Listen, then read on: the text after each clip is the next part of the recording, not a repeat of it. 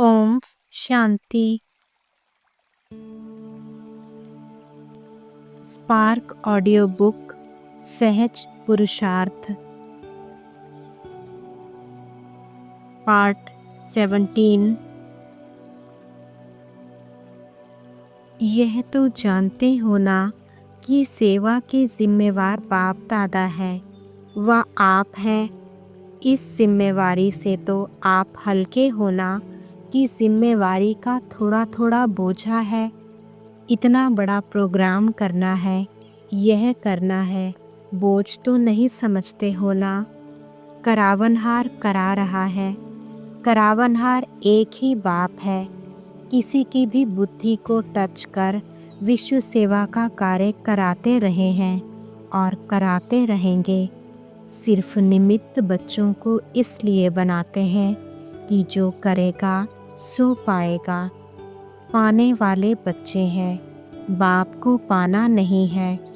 प्रारब्ध पाना या सेवा का फल अनुभव होना, यह आत्माओं का काम है। इसलिए निमित्त बच्चों को बनाते हैं। साकार रूप में भी सेवा कराने का कार्य देखा और अभी अव्यक्त रूप में भी करावनहार बाप अव्यक्त ब्रह्मा द्वारा भी कैसे सेवा कर रहा है, यह भी देख रहे हो। अव्यक्त रूप की सेवा की गति और ही तीव्र गति है। कराने वाला करा रहा है और आप कठपुतली के समान नाच रहे हो। यह सेवा भी एक खेल है। कराने वाला करा रहा है और आप निमित्त बन एक कदम का पदम गुणा प्रलब्ध बना रहे हो।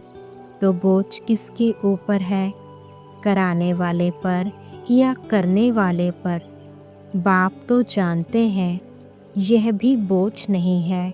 आप बोझ कहते हो तो बाप भी बोझ शब्द कहते हैं। बाप के लिए तो सब हुआ ही पड़ा है। सिर्फ जैसे लकीर खींची जाती है, लकीर खींचना बड़ी बात लगती है क्या? तो ऐसे बाप दादा सेवा कराते हैं। सेवा भी इतनी ही सहज है जैसे एक लकीर खींचना। रिपीट कर रहे हैं, निमित्त खेल कर रहे हैं। हर एक बच्चे की याद और सेवा का रिकॉर्ड बाप दादा के पास हर समय का रहता है। याद के चार्ट पर थकावट का असर नहीं होना चाहिए। जितना सेवा में बिजी रहते हो, भल कितना भी बिजी रहो, लेकिन थकावट मिटाने का विशेष साधन हर घंटे व 2 घंटे में 1 मिनट भी शक्तिशाली याद का अवश्य निकालो।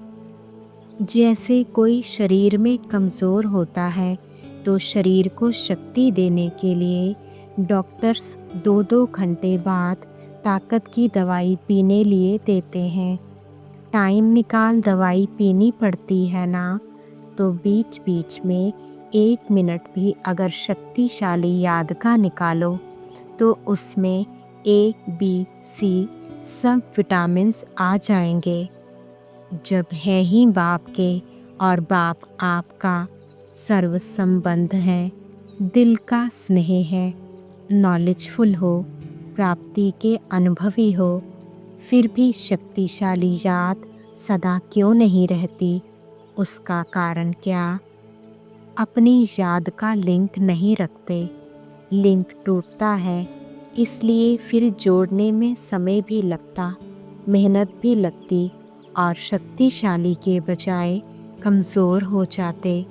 विस्मृति तो हो नहीं सकती, याद रहती है, लेकिन सदा शक्तिशाली याद स्वतः रहे, उसके लिए यह लिंक टूटना नहीं चाहिए। हर समय बुद्धि में याद का लिंक जुटा रहे, उसकी विधि यह है। यह भी आवश्यक समझो। 1 सेकंड भी शक्तिशाली याद तन और मन दोनों को फ्रेश कर देती है। बाप के वतन में आ जाओ। जो संकल्प करेंगे वह पूरा हो जाएगा। चाहे शरीर की थकावट हो, चाहे दिमाग की, चाहे स्थिति की थकावट हो, बाप तो आए ही हैं थकावट उतारने। कभी भी किसी भी बात में, चाहे तन कमज़ोर भी हो या कार्य का ज़्यादा बोझ भी हो, लेकिन मन से कभी भी थकना नहीं। तन की थकावट मन की खुशी से समाप्त हो जाती है, लेकिन मन की थकावट शरीर की थकावट को भी बढ़ा देती है। मन कभी थकना नहीं चाहिए। जब थक जाओ तो सेकंड में बाप के वतन में आ जाओ। अगर मन को थकने की आदि होगी तो ब्राह्मण जीवन के उमंग उत्साह का जो अनुभव होना चाहिए वह नहीं होगा। चल तो रहे हैं, लेकिन चलाने वाला चला रहा है, ऐसे अनुभव नहीं होगा। मेहनत से चल रहे हैं, तो जब मेहनत अनुभव होगी तो थकावट भी होगी। इसलिए हमेशा समझो, करावनहार करा रहा है, चलाने वाला चला रहा है। अव्यक्त वाणी 20 फरवरी 88। कई बच्चे पुरुषार्थ तो बहुत अच्छा करते, लेकिन पुरुषार्थ का बोझ अनुभव होना यह यथार्थ पुरुषार्थ नहीं है। अटेंशन रखना यह ब्राह्मण जीवन की विधि है। इसको ही यथार्थ अटेंशन नहीं कहा जाएगा। जैसे जीवन में स्थूल नॉलेज रहती है कि यह चीज़ अच्छी है, यह बात करनी है, यह नहीं करनी है, तो नॉलेज के आधार पर जो नॉलेजफुल होते हैं उनकी निशानी है, उनको नेचुरल अटेंशन रहता। यह खाना है, यह नहीं खाना है, यह करना है, यह नहीं करना है। हर कदम में टेंशन नहीं रहता कि यह करूं या नहीं करूं, यह खाऊं या नहीं खाऊं, ऐसे चलूं व नहीं। नेचुरल नॉलेज की शक्ति से अटेंशन है। ऐसे यथार्थ पुरुषार्थी का हर कदम, हर कर्म में नेचुरल अटेंशन रहता है, क्योंकि नॉलेज की लाइट माइट स्वतः यथार्थ रूप से, लेकिन टेंशन के रूप में नहीं। जब टेंशन में आ जाते हो तो चाहते हो बहुत काम करने व बनने चाहते हो नंबर 1, लेकिन टेंशन जितना चाहते हो टेंशन को पैदा करता है, क्योंकि जो चाहते हो वह नहीं होता है तो और टेंशन बढ़ता है। तो पुरुषार्थ सभी करते हो, लेकिन कोई ज़्यादा पुरुषार्थ को भारी कर देते और कोई फिर बिल्कुल अलबेले हो जाते। जो होना होगा हो जाएगा, देखा जाएगा। कौन देखता है, कौन सुनता है, तो ना वह अच्छा ना वह अच्छा है। इसलिए बैलेंस से बाप की ब्लेसिंग, वरदानों का अनुभव करो। सदा बाप का हाथ मेरे ऊपर है, इस अनुभव को सदा स्मृति में रखो। जैसे भक्त आत्माएं स्थूल चित्र को सामने रखती हैं कि माथे पर वरदान का हाथ है, तो आप भी चलते फिरते बुद्धि में यह अनुभव का चित्र सदा स्मृति में रखो। समझा? बहुत पुरुषार्थ किया, अब वरदानों से पलते उड़ते चलो। बाप के ज्ञानदाता विधाता का अनुभव किया, अब वरदाता का अनुभव करो। अच्छा। अव्यक्त वाणी 24 फरवरी 88। हर एक ब्राह्मण बच्चे का भाग्य दुनिया के साधारण आत्माओं में से अति श्रेष्ठ है, क्योंकि हर एक ब्राह्मण आत्मा कोटों में से कोई और कोई में भी कोई है। कहाँ 550 करोड़ आत्माएं और कहाँ आप ब्राह्मणों का छोटा सा संसार है। उन्हों के अंतर में कितने थोड़े हो। इसलिए अज्ञानी अनजान आत्माओं के अंतर में आप सभी ब्राह्मण श्रेष्ठ भाग्यवान हो। बाप दादा देख रहे हैं कि हर एक ब्राह्मण के मस्तक पर भाग्य की रेखा बहुत स्पष्ट तिलक के समान चमक रही है। हद के ज्योतिषी हाथों से रेखा देखते हैं, लेकिन यह दिव्य ईश्वरीय भाग्य की रेखा हर एक के मस्तक पर दिखाई देती है। जितना श्रेष्ठ भाग्य, उतना भाग्यवान बच्चों का मस्तक सदा अलौकिक लाइट में चमकता रहता है। भाग्यवान बच्चों की और निशानियाँ क्या दिखाई देंगी? सदा मुख पर ईश्वरीय रूहानी मुस्कुराहट अनुभव होगी।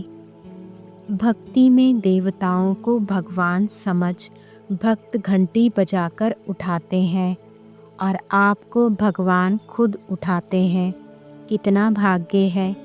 अमृत वेले से लेकर बाप बच्चों के सेवाधारी बन सेवा करते हैं और फिर आह्वान करते हैं, आओ बाप समान स्थिति का अनुभव करो, मेरे साथ बैठ जाओ। बाप कहाँ बैठा है? ऊंचे स्थान पर और ऊंची स्थिति में। जब बाप के साथ बैठ जाएंगे तो स्थिति क्या होगी? मेहनत क्यों करते हो? साथ में बैठ जाओ तो संग का रंग स्वतः ही लगेगा। स्थान के प्रमाण स्थिति स्वतः ही होगी। जैसे मधुबन के स्थान पर आते हो तो स्थिति क्या हो जाती है? योग लगाना पड़ता है या योग लगा हुआ ही रहता है? तभी तो यहाँ ज़्यादा रहने की इच्छा रखते हो ना। अभी सबको कहें और 15 दिन रह जाओ तो खुशी में नाचेंगे ना। तो जैसे स्थान का स्थिति पर प्रभाव पड़ता है, ऐसे अमृत वेले या तो परम धाम में या सूक्ष्म वतन में चले जाओ, बाप के साथ बैठ जाओ। अमृत वेला शक्तिशाली होगा तो सारा दिन स्वतः ही मदद मिलेगी। तो अपने भाग्य को स्मृति में रखो, वह मेरा भाग्य। दिनचर्या ही भाग्यवान से शुरू होती। करावनहार बाप के डायरेक्शन प्रमाण हर कर्म करते चलो तो कर्म भी श्रेष्ठ, और श्रेष्ठ कर्म का फल सदा खुशी, सदा हल्कापन। फरिश्ता जीवन का अनुभव करते रहेंगे। फरिश्ता कर्म के संबंध में आएगा, लेकिन कर्म के बंधन में बंधेगा नहीं। और बाप का संबंध करावनहार का जुटा हुआ है, इसलिए निमित्त भाव में कभी मैंपन का अभिमान नहीं आता है। सदा निर्माण बन निर्माण का कार्य करेंगे तो कितना भाग्य है आपका। ब्राह्मण बच्चों को तो बाप ही खिलाता है। चाहे लौकिक कमाई भी करके पैसे जमा करते, उसी से भोजन मंगाते भी हो, लेकिन पहले अपनी कमाई भी बाप की भंडारी में डालते हो। बाप की भंडारी भोलानाथ का भंडारा बन जाता है। कभी भी इस विधि को भूलना नहीं, नहीं तो सोचेंगे हम खुद कमाते खुद खाते हैं। वैसे तो ट्रस्टी हो, ट्रस्टी का कुछ नहीं होता है। हम अपनी कमाई से खाते हैं, यह संकल्प भी नहीं उठ सकता। जब ट्रस्टी है तो सब बाप के हवाले कर दिया, तेरा हो गया, मेरा नहीं। ट्रस्टी अर्थात तेरा और गृहस्थी अर्थात मेरा। आप कौन हो? गृहस्थी तो नहीं होना। भगवान खिला रहा है, ब्रह्मा भोजन मिल रहा है। ब्राह्मण आत्माओं को यह नशा स्वतः ही रहता है, और बाप की गारंटी है 21 जन्म ब्राह्मण आत्मा कभी भूखी नहीं रह सकती। बड़े प्यार से दाल रोटी सब्जी खिलाएंगे। यह जन्म भी दाल रोटी प्यार की खाएंगे, मेहनत की नहीं। इसलिए सदा यह स्मृति रखो कि अमृत वेले से लेकर क्या क्या भाग्य प्राप्त है। सारी दिनचर्या सोचो। अव्यक्त वाणी 7 मार्च 88। सदा बेफिक्र बादशाह होना। जब बाप को जिम्मेवारी दे दी तो फिक्र किस बात का। जब अपने ऊपर जिम्मेवारी रखते हो तो फिर फिक्र होता है क्या होगा, कैसे होगा।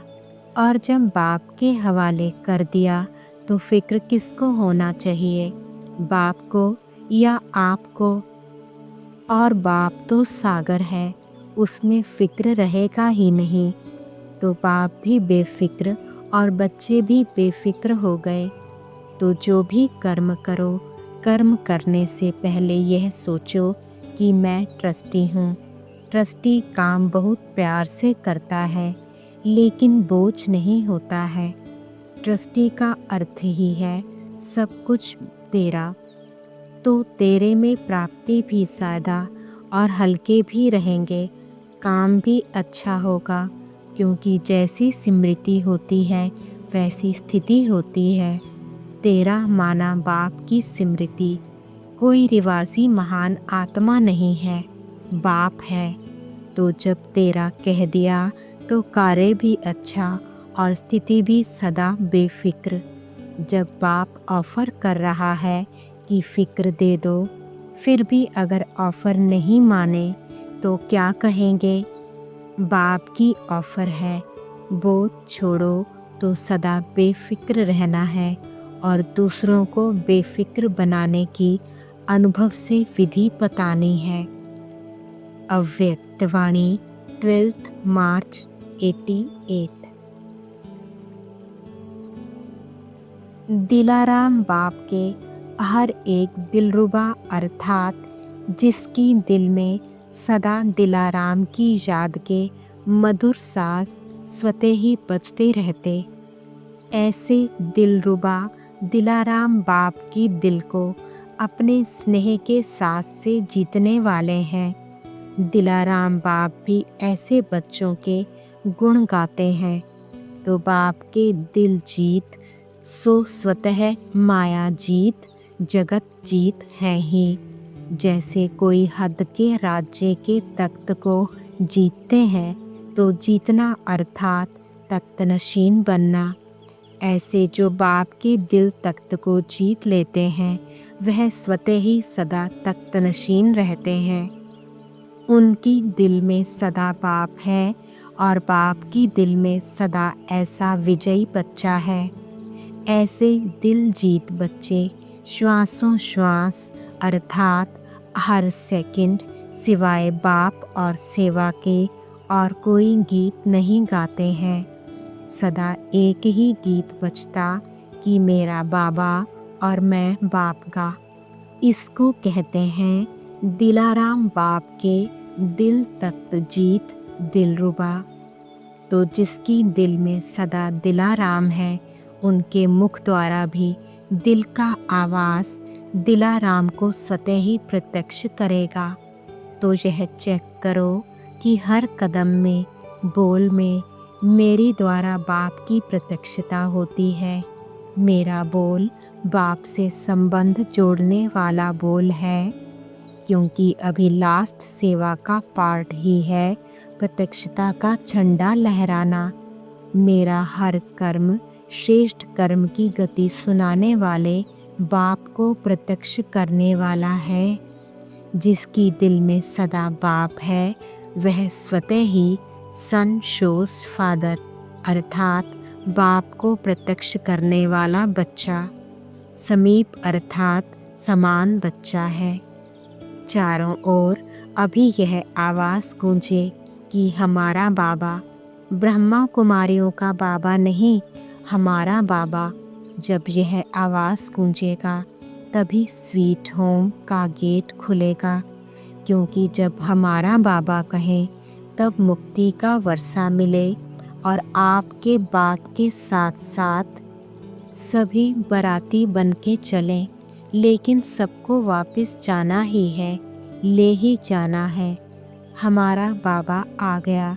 कम से कम यह आवाज़ कानों से सुनने, बुद्धि से जानने के अधिकारी तो बने, कोई भी वंचित ना रह जाए। विश्व का बाप है तो विश्व की आत्माओं को इतनी अंजलि तो देनी है ना। आपने सागर को हप किया, लेकिन वह एक बूंद के प्यासे उन्हों को बूंद तो प्राप्त कराएंगे ना। इसके लिए क्या करना पड़े, हर कदम हर बोल बाप को प्रत्यक्ष करने वाले हों, तब यह आवाज़ गूंजेगा। अभी सेवा बहुत रही हुई है, अभी किया ही क्या है। सोचो, 550 करोड़ आत्माएं हैं, कम से कम एक बूंद ही दो, लेकिन देना तो है। चाहे आपके भक्त बने, चाहे आपकी प्रजा बने, देवता बनेंगे तो भी देना ही है। भक्ति में देव बन के पूजे जाएंगे ना, तो देंगे तब तो देवता समझ पूजेंगे। प्रजा भी तब मानेगी जब कोई प्राप्ति होगी। ऐसे ही कैसे मानेगी कि आप मात पिता हो। राजा भी मात पिता ही है। दोनों ही रीति से दाता के बच्चे दाता बन देना है, लेकिन देते हुए दाता की याद दिलानी है। समझा क्या करना है?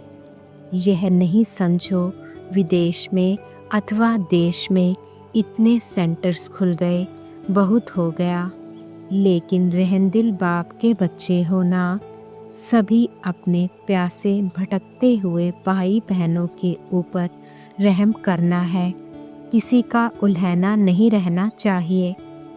अच्छा, अव्यक्तवाणी 23 मार्च 88। बाप का स्नेह और बच्चों का स्नेह दोनों एक दो से ज़्यादा ही हैं। स्नेह मन को और तन को अलौकिक पंख लगाए समीप ले आता है।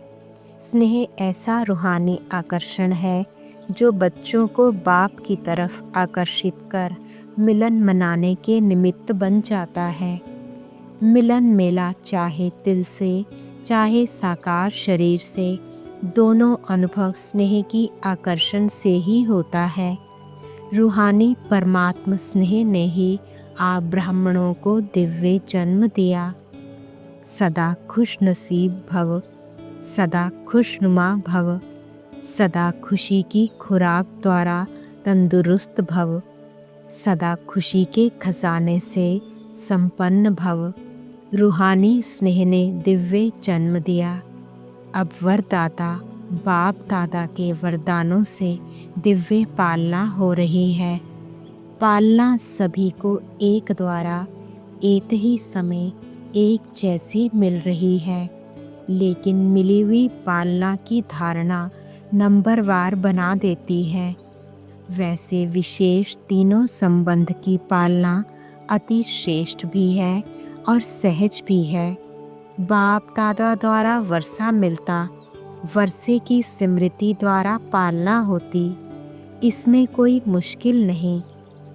शिक्षक द्वारा 2 शब्दों की पढ़ाई की पालना में भी कोई मुश्किल नहीं। सतगुरु द्वारा वरदानों के अनुभूति की पालना, इसमें भी कोई मुश्किल नहीं। लेकिन कई बच्चों के धारणा की कमजोरी के कारण समय प्रति समय सहज को मुश्किल बनाने की आदत बन गई है। मेहनत करने के संस्कार सहज अनुभव करने से मजबूर कर देते हैं, और मजबूर होने के कारण धारणा की कमजोरी के कारण परवश हो जाते हैं। वरदानों से व रूहानी पालना से सहज चलने वाली आत्माएं केयरफुल होंगी, डोंट केयर नहीं होंगी, लेकिन अटेंशन का टेंशन नहीं होगा। ऐसी केयरफुल आत्माओं का समय, साधन और सरकमस्टांस प्रमाण ब्राह्मण परिवार का साथ बाप की विशेष मदद सहयोग देती है, इसलिए सब सहज अनुभव होता है। तो चेक करो, यह सब बातें मेरी सहयोगी हैं।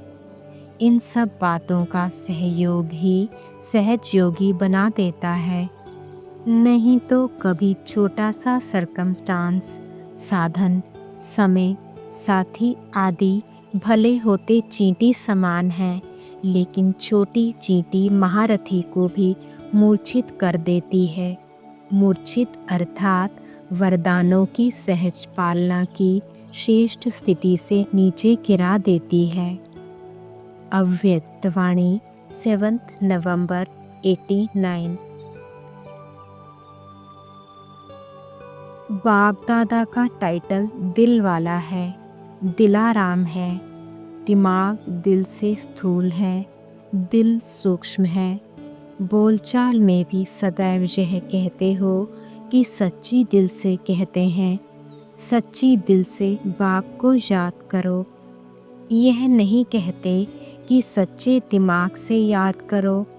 कहा भी जाता है सच्चे दिल पर साहिब राजी, विशाल दिमाग पर राजी नहीं कहा जाता है। विशाल दिमाग यह विशेषता ज़रूर है। इस विशेषता से ज्ञान की पॉइंट्स को अच्छी तरह धारण कर सकते हैं, लेकिन दिल से याद करने वाले पॉइंट अर्थात बिंदु रूप बन सकते हैं। वह पॉइंट रिपीट कर सकते हैं, लेकिन पॉइंट रूप बनने में सेकंड नंबर होंगे। कभी सहज, कभी मेहनत से बिंदु रूप में स्थित हो सकेंगे, लेकिन सच्ची दिल वाले सेकंड में बिंदु बन बिंदु स्वरूप बाप को याद कर सकते हैं।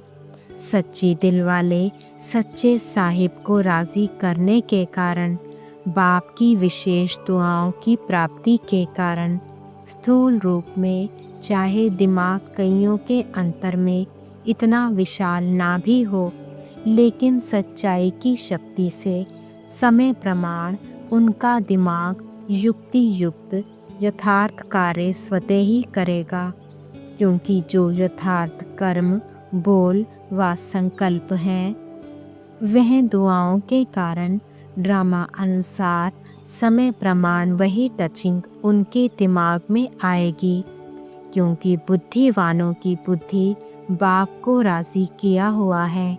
जिसने भगवान को राज़ी किया वह स्वतः ही राजयुक्त युक्ति युक्त होता है। जैसे स्थापना की, सेवा की आदि में देखा, पहला पूर्व सेवा का उन्हों की विशेषता क्या रही? कोई भाषा व भाषण की विशेषता नहीं थी। जैसे आजकल बहुत अच्छे भाषण करते हो, कहानियाँ और किस्से भी बहुत अच्छे सुनाते हो, ऐसे पहले पूर्व वालों की भाषा नहीं थी। लेकिन क्या था? सच्चे दिल का आवाज़ था। इसलिए दिल का आवाज़ अनेकों को दिलाराम का बनाने में निमित्त बना। भाषा गुलाबी अर्थात मिक्सचर थी, लेकिन नैनों की भाषा रूहानी थी। इसलिए भाषा भल कैसी भी थी, लेकिन कांटों से गुलाब तो बन ही गए। वह पहले पूर्व के सेवा की सफलता और वर्तमान समय की वृद्धि दोनों को चेक करो तो अंतर दिखाई देता है ना। बात मेजॉरिटी की होती है। दूसरे तीसरे पूर्व में भी कोई कोई दिल वाले हैं, लेकिन माइनॉरिटी हैं। आदि की पहेली अब तक चल रही है। कौन सी पहेली? मैं कौन? अभी भी बाप दादा कहते, अपने आप से पूछो मैं कौन। पहेली हल करना आता है ना? वह दूसरा बतावे तब हल कर सकते हो। दूसरा बताएगा तो भी उसकी बात को चलाने की कोशिश करेंगे कि ऐसे नहीं है, वैसे है। इसलिए अपने आप को ही देखो। अव्यक्तवाणी 15 नवंबर 89। ओम शांति।